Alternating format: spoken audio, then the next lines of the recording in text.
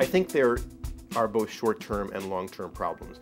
In the short run, there's little doubt that the first and most important task of governments in the United States and everywhere is to try to restore confidence in financial markets. And that, I think, is what governments are attempting to do. That cannot be done by an individual government, right? So individual governments do need to provide some support to their own financial systems, but this has to be done in a coordinated way.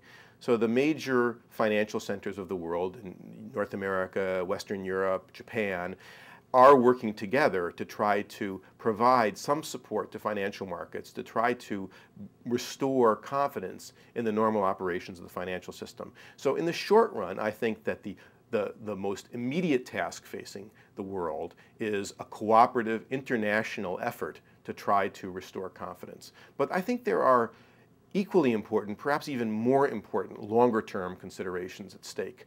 The crisis will have a very negative effect on the standards of living of many people around the world, in the developed world, in the developing world. And it will, in many instances, have a negative effect on the living standards of people who did not benefit from the previous boom. This is unquestionably going to lead to some real political problems, a backlash.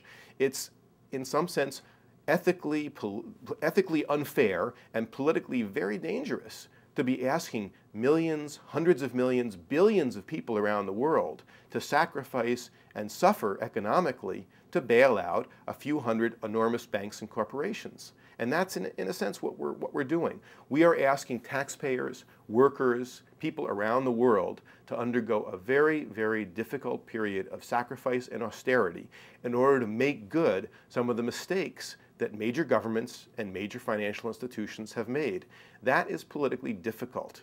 And I think it's very important for governments to make clear that they understand that they have an obligation not just to help those who made these bad loans, not just to help those at the top of the economic heap who have benefited over the last 10 or 15 years from the financial and economic expansion, but also to provide a safety net to keep people on the bottom of the economic pile from falling even further.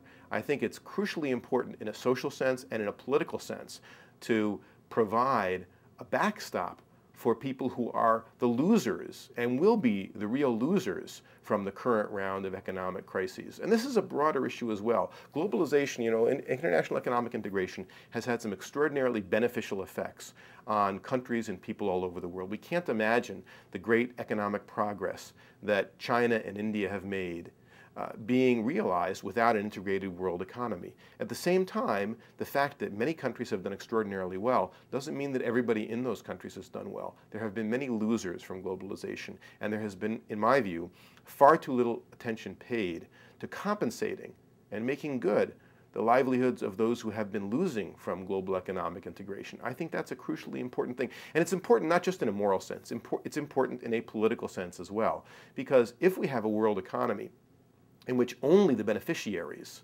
have influence and only the beneficiaries realize the positive effects of global economic integration, we will inevitably have the kind of backlash that destroyed the international economy in the 1920s and 30s. Because people who feel that they are being left out of the global economy will inevitably enter the political system, enter social activity in ways that try to restore some balance. And that backlash can lead to some very negative effects, both on global economic activity and on politics.